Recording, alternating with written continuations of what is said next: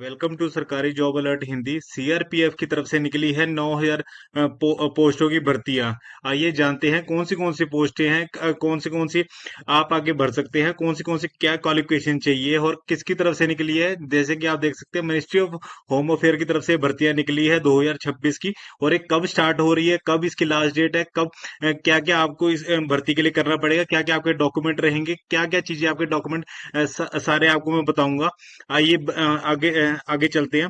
अगर आप मेरे इस चैनल में पहली बार आए हैं तो प्लीज अगर ये मेरा चैनल सब्सक्राइब कर लीजिए, ताकि आपके लिए मैं ऐसी वीडियोस और लेके आता रहूं। रोज रोज नवी एक वीडियो में डालता हूं, ताकि आपको भी पता चलता रहे कि कौन सी नवी नवी वैकेंसी निकली है। ठीक है जी। अब जैसे कि आप देख सकते हैं, डायरेक्टर जनरल, ये मिनिस्ट्री ऑफ होम अफेयर की तरफ से भर्तियां निकली है। जो भर्ती है वो स्टार्ट होगी अपनी 20 अप्रैल 2026 में, और जो जिसकी लास्ट डेट होगी 19 मई 2026। आगे आगे बताता हूँ मैं आपको कौन और जैसे कि अगर ये भर्ती है, ये आपकी ऑनलाइन वे में भरी जाएगी। अगर ये आपको उसमें ये आपका ऑफलाइन नहीं होगा। ठीक है। जैसे कि अगर आप ये देख सकते हैं कि ये कौन स्टेट में कितनी वैकेंसीज निकली है। जैसे अंडमान निकोबार आइलैंड में एक वैकेंसी निकली है, अरुणाचल में 20 निकली है, आंध्र प्रदेश में 504 पोस्टें निकली है, असम में 286 निकली है, बिहार में 2694 निकली हुई है, छत्तीसगढ़ में 7 निकली है, छत्तीसगढ़ में 205 निकली हुई है, चंडीगढ़ में 7 निकली हुई है, दादर एंड नगर हवेली में 1 निकली है, दिल्ली में 114 पोस्टें निकली है, गोवा में 16 निकली है, गुजरात में 449 निकली है, हरियाणा हरियाणा में 152 निकली है, हिमाचल प्रदेश में 42 निकली है, जम्मू एंड कश्मीर में 167 निकली है, और झारखंड में 255 निकली है, कर्नाटका में 466 निकली है, केरला में 304 निकली है, महाराष्ट्र में 680 निकली है, मणिपुर में 47 निकली है, मेघालय में 52 निकली है, मिजोरम में 14 निकली है, मध्य प्रदेश में 449 निकली है, नागालैंड में 86 निकली है, 286 उड़ीसा में निकली है, पुडुचेरी में निकली है 11, और पंजाब में निकली है 243 पोस्टें, राजस्थान में निकली है 430 पोस्टें, सिक्किम में निकली है 7 पोस्टें, तमिलनाडु में 673 पोस्टें, तेलंगाना में 353, त्रिपुरा में 46, उत्तर प्रदेश में निकली है 1215 पोस्टें, उत्तराखंड में निकले 73 पोस्टें, वेस्ट बंगाल में निकली है 748 पोस्टें। मतलब 9,000 प्लस तो यही आपकी पोस्ट हो गई है, जो इतनी पोस्टें आपकी निकली है। और ऐसे ही आगे, जैसे ये आपको मैंने सारा अभी बताया, और वैसे ही आगे वैकेंसी ऑफ फीमेल जो पोस्ट निकली है, वो ये सारी उसमें 79 पोस्टें निकली है इनकी। आगे मैं आपको बताता हूँ कि कौन सी पोस्टें हैं, कि कौन सी इन चीजें है। और ये सेकंड वैकेंसी है पाइनर विंग्स में। इसमें मेसन और इलेक्ट्रीशियन की पोस्टें भी निकली है, जो 20 पोस्टें हैं टोटल, जो आपका सारा मिला के, जैसे जनरल वगैरह सारा मिला के। और इसमें जो भरने के लिए सबसे पहले क्या चीज होती है, नेशनैलिटी। नेशनैलिटी आपकी इंडियन होनी चाहिए। और इसमें डिस्क्वालिफिकेशन लिखी हुई है कि जैसे अगर आपके वो has enter into a contract a marriage with a person having spouse living. मतलब मैरिज अगर आपकी कॉन्ट्रैक्ट मैरिज हो रखी है और वो उनके साथ रहते हैं, तो ये वो नहीं कर पाएंगे। एज लिमिट अगर आप देख सकते हैं, तो एज लिमिट आपकी इसमें कांस्टेबल ड्राइवर के लिए 21 से 27 साल की उम्र की है, तक की आपकी एज लिमिट है, कि इस इतने में आप भर सकते हैं। और जैसे अगर आप देख सकते हैं, कांस्टेबल में जितनी बाकी और पोस्ट हैं, उनके लिए भी आप 28 से 23 साल तक की आपके पास एज लिमिट है। और इस सबसे बड़ी बात है कि अगर आप ये पोस्ट, आप ये 10वीं पास बंदा भी ये भर सकता है। और अगर जैसे अगर आप SC ST है, तो आपको 5 साल की रिलैक्सेशन मिल जाएगा। OBC है तो 3 साल का एक्स्ट्रा टाइम मिल जाएगा। एक्स सर्विस मैन है तो 3 साल का। और अगर आप 1984 में जो दंगे होते उसके 5 साल का आपको रिलैक्सेशन टाइम मिल जाएगा। और वैसे ही children and dependent victim killed, जिनके बच्चे है, या फिर उनको 8 साल का अगर रिलैक्सेशन टाइम मिल जाएगा। इन्हें 10 साल का टाइम मिल जाएगा। SC ST वालों को, OBC वालों को 8 साल का टाइम मिल जाएगा। ठीक है जी। आगे चलते हैं। आगे मैं आपको बताता हूँ कि इसमें कैसे कि जैसे आप क्वालिफिकेशन की अगर बात आई तो क्वालिफिकेशन अगर ड्राइवर है तो ड्राइवर के लिए आपके पास मिनिमम मेट्रिकुलेशन, जैसे कि मैंने आपको बताया कि ये 10वीं पास बंदा भर सकता है। तो आप इसमें मेट्रिकुलेशन आपके पास होनी चाहिए। टेक्निकल क्वालिफिकेशन में आपके पास क्या होना चाहिए, हैवी हैवी ट्रांसपोर्ट व्हीकल का लाइसेंस, आपका ट्रक वाला लाइसेंस आपके पास होना जरूरी है। वैसे ही मैकेनिक मोटर व्हीकल के लिए आपके इसमें 10th पास इन एंड इसमें प्लस टू पास भी चाहिए होगा, ठीक है जी। इसमें इन्होंने क्या चीज मांगी है साथ में, अगर आपका टेक्निकल क्वालिफिकेशन क्या होनी चाहिए, आपके पास आईटीआई होनी चाहिए, मैकेनिक मोटर व्हीकल व्हीकल वाली, ठीक है जी। इसके इसके बाद आगे हम चलते हैं फॉर ऑल अदर ट्रेड्समैन। इसके अलावा जो उनसे अगर इन बचे हैं तो उनके उनके पास मिनिमम क्वालिफिकेशन उन मिनिमम उनके पास 10वीं होनी चाहिए। टेक्निकल की अगर रही qualification, must be proficient and work in respective trader. जो जो भी आप भर्ती भर रहे हैं वो उस भर्ती के अकॉर्डिंग आपके पास उसका एक्सपीरियंस होना चाहिए, वो चीज आपको आनी चाहिए करनी, इसमें और कुछ नहीं मांगा है, ठीक है।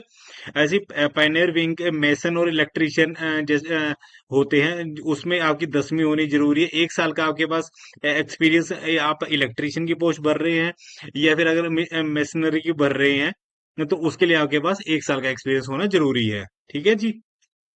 आगे चलते हैं। आगे मैं आपको बताता हूँ हाउ टू अप्लाई स्टेप्स।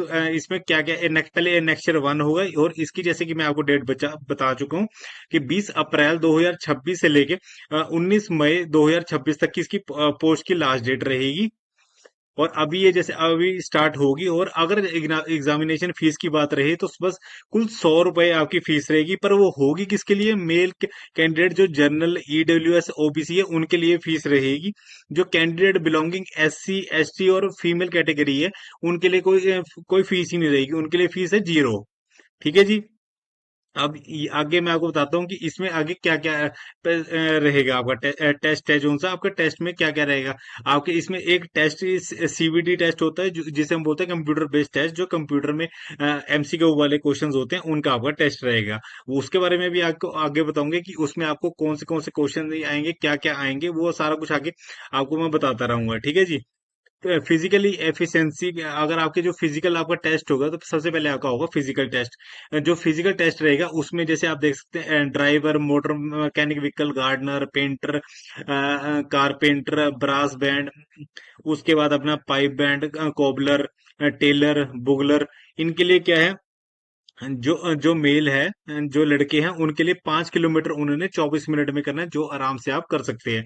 इसमें इतना इतना कोई आपको ये नहीं है कि अगर जैसे दौड़ होती है कि 1600 मीटर आपने 6 मिनट में आपने पूरी करनी है, 5 मिनट में पूरी करनी है, वैसा कुछ नहीं है। इसमें आप अगर नॉर्मल वॉक भी कर रहे हैं तो भी आप ये पूरी कंप्लीट कर सकते हैं। अगर रहा फीमेल की बारी तो फीमेल में 1.6 किलोमीटर, 1 किलोमीटर 600 मीटर का आपने 8.5 मिनट में पूरा करना है।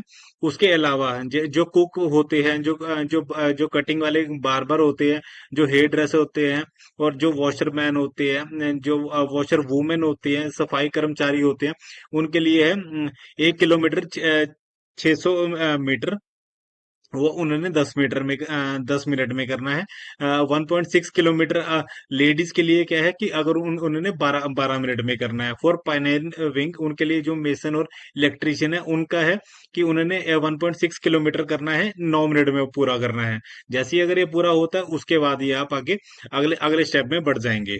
अब उसके उसके बाद जैसे अगर आपका रहा कि आपकी उसमें नॉर्मली हाइट होनी कितनी चाहिए। अगर मेल है तो 170 सेंटीमीटर होनी चाहिए। अगर आप फीमेल है तो आपकी 157 सेंटीमीटर मिनिमम होनी चाहिए। रिलैक्सेशन रहा तो रिलैक्सेशन का आपको पता है कि जो शेड्यूल ट्राइब एस टी है उनके उनके लिए एस टी है, ये नॉर्थन ईस्टर्न स्टेट्स है, लेफ्ट विंग एक्सट्रीमिशन है, इनके लिए अलग अलग दे रखी है कि अगर रिलैक्सेशन दे रखी है। ये अगर मैं आपको बताऊं तो ये हमारी वीडियो घंटे से ऊपर चल जाएगी। तो आपके लिए मैं जो मेन मेन चीज है वो आपको मैं बता रहा हूँ कि आगे उसके बाद अगर आपकी जो लड़कों की चेस्ट की नपाई होती है तो उसमें 80 सेंटीमीटर उनकी बिना फुलाई होनी चाहिए, और जो फुला के उसमें 5 सेंटीमीटर ऐड होने चाहिए, कि 5 सेंटीमीटर फूलनी चाहिए उनकी, ठीक है जी। उसमें भी इसमें भी आपको रिलैक्सेशन टाइम दे रखा है कि अगर आपके एस टी हैं तो उनके लिए, जिनका अपना एस सी, जो इनका जिनका कार्ड बन रखा है, सर्टिफिकेट बन रखा है, उनको अपनी अपनी एग्जामिनेशन है, ठीक है जी, कि उन्हें रिलैक्सेशन मिल जाएगी कि उनको इतनी इतनी देर इतना इतना नहीं, उनको जरूरी नहीं है कि उनकी 80 सेंटीमीटर की छाती होनी चाहिए, उनकी कम भी चल पड़ेगी। उसके बाद रहा जी, अगर आपका जो होगा कंप्यूटर बेस्ड टेस्ट, जो कंप्यूटर बेस्ड टेस्ट रहेगा, वो आपका जनरल इंटेलिजेंस एंड रीजनिंग, जो नॉर्मली आप पढ़ते हैं, general knowledge and general awareness, elementary mathematics, और इंग्लिश या हिंदी, इंग्लिश हिंदी में अगर आपने जो सा आप लेंगे वो उसके अकॉर्डिंग होगा, ठीक है। जिस अकॉर्डिंग आप अपना पेपर लेंगे तो उसी अकॉर्डिंग आपको सारे क्वेश्चन, अगर आपके इंग्लिश है तो आपके सारे क्वेश्चन आंसर आपने इंग्लिश में वो एमसीक्यू में बस आपने टिक करना, अगर आपका हिंदी रहेगा तो आपने को आपका सारा हिंदी में होगा तो आपने हिंदी में सारा टिक करना है। तो ये जो आपका टेस्ट है, इसमें आपके कुल मिला के हर एक में 25 क्वेश्चंस है, और मतलब कुल मिला के आपके 100 क्वेश्चंस है जो आपने 2 घंटे में पूरे करने हैं। और जैसे कि आप देख सकते हैं, इसमें बड़ा बड़ा लिखा है कि नेगेटिव मार्किंग आपकी इसमें रहेगी, नेगेटिव मार्किंग इसमें 0.25 रहेगी। तो मैं तो ये चाहूंगा कि अगर आपको अगर लगता है कि जिसमें अगर आप 80% श्योर हैं तो वो भी आप टिक कर लीजिए, क्योंकि अगर आपका 4 क्वेश्चन गलत होते हैं तो जाके एक नंबर आपका माइनस होगा। अदरवाइज अगर आपका 4 में से अगर कोई दो भी ठीक हो जाते हैं तो उसमें से क्या होगा कि आपके 2 नंबर ऐड हो गए, और एक मतलब 0.5 माइनस होगा, तो 1.5 नंबर तो आपका फिर भी बन रहा है। आगे देखते हैं कि जो जो आपका सिलेबस है, सिलेबस के बारे में इसमें पूरा बता रखा है। The syllabus of examination will follow, कि इसमें आपको क्या क्या दिया जाएगा। जैसे जनरल इंटेलिजेंस एंड रीजनिंग है, उसमें एनालिटिक एप्टीट्यूड चीजें रहेगी। जो अपना general knowledge and general awareness है, उसमें क्या क्या क्वेश्चन रहेंगे, किस अकॉर्डिंग क्वेश्चन रहेंगे। जैसे कि आप देख सकते हैं इसमें sports, history, culture, geography, economic science लिखा हुआ है, जो मोटा मोटा आपको बता रखा है कि कि हम पेपर इसमें से डालेंगे। उसके बाद एलिमेंट्री मैथमेटिक्स रहा, उसमें से आपको बता रखा है कि जैसे कॉम्पिटिशन ऑफ वोल हो गया, डेसिमल हो गया, फ्रैक्शन हो गया, कि एवरेज हो गया, इंटरेस्ट हो गया, प्रॉफिट एंड लॉस, जो आपको 10वीं तक का आपका सिलेबस होता है, वो उसके अकॉर्डिंग इसमें इसमें से बताया जाएगा। और जैसे कि इसमें लिखा गया है कि इंग्लिश एंड हिंदी, जिस चीज में आप ज्यादा अच्छा आप कर पाएंगे, जैसे आप इंग्लिश अगर आपको अच्छे से आती है तो आप इंग्लिश में अगर सारे आंसर दे पाएंगे तो उसके अकॉर्डिंग आपको उसमें क्वेश्चंस दिए जाएंगे, ठीक है जी। उसके बाद trade test, candidate short list in the pool of CBT, मतलब जो आपका टेस्ट होगा सीबीटी, मतलब जो कंप्यूटर बेस्ड टेस्ट है, उसके अकॉर्डिंग आपके लास्ट में जो क्लैरिफिकेशन होगी वो सारा बता रखा है। और जैसे कि ये आपको पता ही है कि अगर इसमें नॉर्मली ये मोटा मोटा बता रखा है कि अगर आप ड्राइवर हैं तो आपको ड्राइवर में क्या होना चाहिए कि आपको बस गाड़ी चलानी आनी चाहिए, पार्क करनी आनी चाहिए, मेंटेनेंस, मतलब जो भी आप भर्ती भर रहे हैं वो तो यही हो गया कि अगर देखो जैसे अगर कोई टेलर है तो टेलर को पता होना चाहिए कि कटिंग कैसे करनी है, नपाई कैसे करनी है, कि अगर आप किसी का नाप कैसे लेना है, तो जो उनसे कपड़े कौन से लगेंगे स्टिचिंग की, अगर गर्म कपड़े उन्हें सिलने आने चाहिए, यूनिफॉर्म उन्हें सिलनी आनी चाहिए, वो चीजें इसमें बता रखी है। ये आपकी इस भर्ती में बता रखा है फिलहाल, कि यही है कि अगर कि जो आपका टेस्ट होंगे सारे, उसमें क्या क्या डॉक्यूमेंट्स आपके लगेंगे।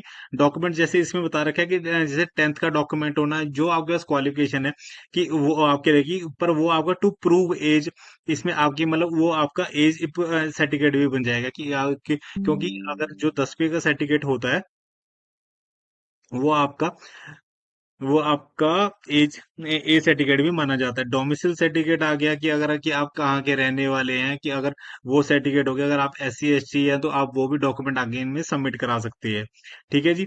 ये आपकी ये सारी इसमें जानकारी दे रखी है। मैं ट्राई करना कि अगर जरूर करना कि अगर जो आपका पेपर होगा, ये पेपर आपका 20 अप्रैल से स्टार्ट हो जाएगा, और आगे मई तक की लास्ट है, और फीस आपकी कुछ भी नहीं है। तो आप ट्राई करना कि ये पेपर आप भरें, क्या पता आपकी किस्मत इसी चीज का वेट कर रही हो कि अगर आप ये पेपर भरें और आपका आपका नंबर आ जाए, उससे फिर और उससे ऊपर तो आपके लिए क्या ही होगा। बाकी ऐसे ही मेरे साथ बने रहें। अगर आप मेरे चैनल में पहली बार आए हैं तो प्लीज मेरे चैनल को सब्सक्राइब कर लें, ताकि ऐसी वीडियो मैं आपके लिए रोज नमी नमी लेके आता रहूं। Thank you.